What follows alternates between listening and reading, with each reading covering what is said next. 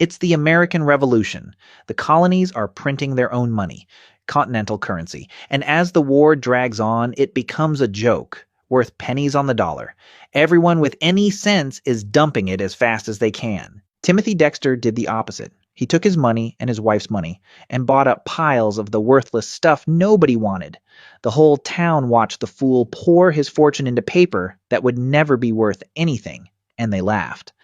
And then the war ended, a new country formed, and the new government's financial system gave holders of that discarded currency a path to trade it in and recover its value.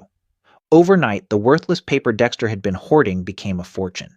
He was suddenly, genuinely rich. And this is where the story gets uncomfortable, because a lucky idiot can win once. But Dexter was about to make a habit of it, and the more it happened, the harder it became to call it luck at all, because now he had money and wanted the one thing it couldn't buy: respect.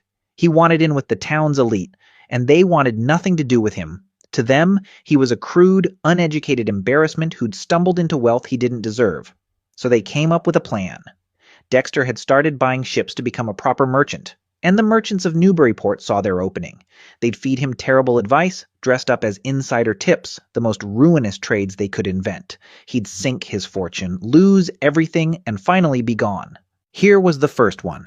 One of them suggested, straight-faced, that Dexter ship bed-warming pans to the West Indies. Think about how cruel that is.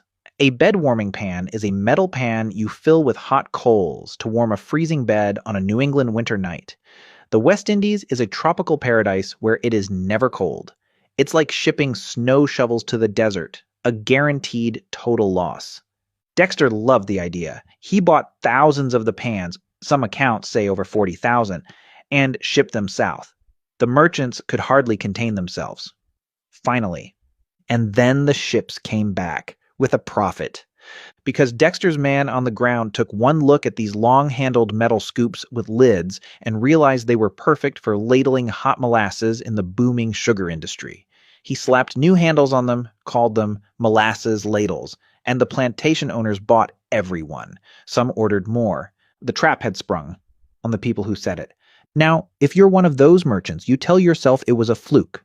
So you try again. Harder. They told him to ship wool mittens to the same tropical islands. Idiotic.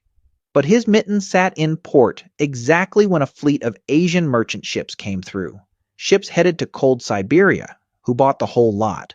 They told him to ship stray cats to the Caribbean. A ship full of cats. What could be dumber? Except the islands were in the middle of a rat infestation, and the cats sold at a premium as pest control.